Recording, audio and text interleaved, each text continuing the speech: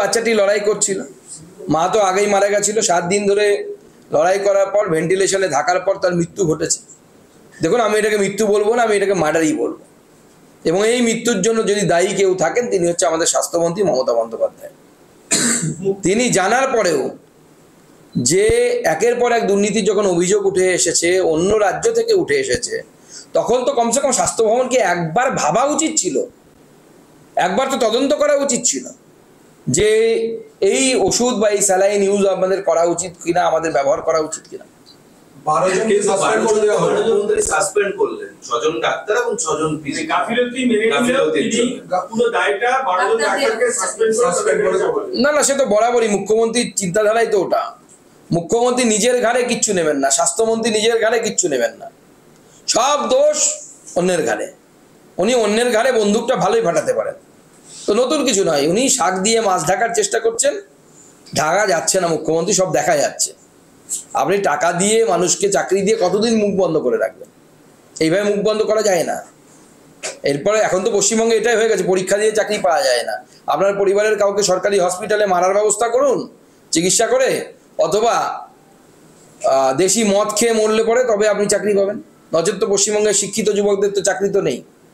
কিন্তু মুখ্যমন্ত্রী বলছেন চিকিৎসকরা যদি তাদের দায়িত্ব পালন করতেন তাহলে এই ঘটনা ঘটতো। দেখুন, আমার মনে হয় স্বাস্থ্যমন্ত্রী যদি তার আগে দায়িত্বটা পালন করতেন তাহলে তো এই ধরনের ঘটনা ঘটতো না। আমি তো আপনাদেরকে দেখিয়েছি, আলিপুরদুয়ারে টুইট করেছি, আমি সোশ্যাল মিডিয়ায় দিয়েছি, আপনারা দেখেছেন। একজন ডাক্তারবাবু যখন প্রশ্ন তুলেছেন ওষুধের কোয়ালিটি নিয়ে, সেই প্রশ্ন তোলার জন্য তাকে শোকজ করা হয়েছে, এবং তাকে যতদিন না উনি চাকরি ছেড়েছেন ব্যতিব্যস্ত করে মারা হয়েছে, তাকে চাকরিতে টিকতে দেওয়া হয়নি। কেন আপনি প্রশ্ন তুলেছেন ওষুধের কোয়ালিটি নিয়ে? এই জন্য আজকে যদি কোনো একজন হুইসেল ব্লোয়ার, তিনি তো হুইসেল ব্লোয়ার, তার তো স্পেশাল প্রোটেকশন দরকার।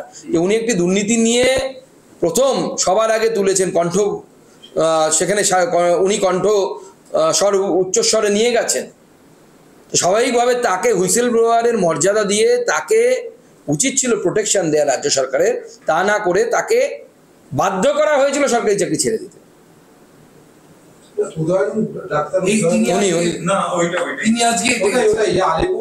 শিলিগুড়িতে ডক্টর উদয়ন, উনিও এটা কিন্তু প্রথম হুইসেল ব্লোয়ার হয়েছিল, কিন্তু ওনাকেও না, আমি উদয়ন বাবুরটাই আমি টুইট করেছি, আপনারা দেখেছেন, এবং তার যে চিঠি, সেই চিঠি সহ আপনাদেরকে দিয়েছি। সেই চিঠি সামনে এসেছে যে তিনি কিভাবে রাজ্য সরকারকে, এটা রাজ্য সরকারকে জানানো, ভালো কাজ করেছিলেন উনি। ভুল হতেই পারে, আমার দ্বারা ভুল হতে পারে, কিন্তু যখন আপনার ভুলটা কেউ ধরিয়ে দেবে, তারপরে আপনি তাকেই যে ভুল ধরিয়ে দিচ্ছে তারকেও সাজা দিচ্ছে, তাকেই সাজা দিচ্ছেন, তার মানে ভুলটা ইচ্ছাকৃত। ভুলটা ভুল নয়, ইচ্ছাকৃতভাবে আপনি ওটা করছেন।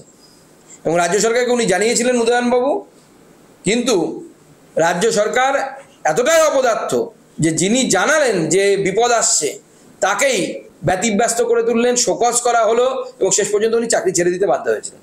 মুখ্যমন্ত্রী বলছেন এই স্যালাইন তো অন্য রাজ্যেও চলছে, কোনো সমস্যা হচ্ছে না, আমরা এখানে টেস্ট করাবো, তবুও আমরা বন্ধ রেখেছি। এবং দীর্ঘদিন এই টেস্টের রিপোর্ট কিন্তু পেতে অনেক দীর্ঘ সময় লাগছে। দেখুন, প্রথম কথা হচ্ছে অন্য রাজ্যে চলছে কিনা আমার জানা নেই, কিন্তু এটা তো জানা আছে যে কর্ণাটকা রাজ্যে এই ওষুধকে ব্যান করা হয়েছিল, এই কোম্পানিকে ব্যান করা হয়েছে, ব্ল্যাক লিস্টেড করা হয়েছিল। ব্ল্যাক লিস্টেড কথাটার মানে নিশ্চয়ই মুখ্যমন্ত্রী বোঝেন, আপনারাও বোঝেন।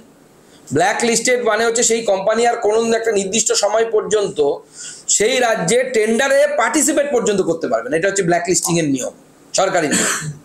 তো স্বাভাবিকভাবে যখন একটি রাজ্য সরকার, যা আমাদের অন্যতম উন্নত রাজ্য এবং চিকিৎসা পরিষেবাতে আমাদের থেকে ভালো অনেক জায়গায়, সেই রাজ্য যখন কোনো একটি কোম্পানিকে, ওষুধ কোম্পানিকে ব্ল্যাক লিস্টেড করছে, তার মানে নিশ্চয়ই কি ডাল মে কুছ কালা হ্যায়। তো মুখ্যমন্ত্রী তো সেটা উল্লেখ করা উচিত ছিল, উনি তো উল্লেখ করছেন না, উনি উল্টো বলছেন অন্যান্য রাজ্যে ব্যবহার হয়। আচ্ছা, এই মেদিনীপুরে স্যালাইন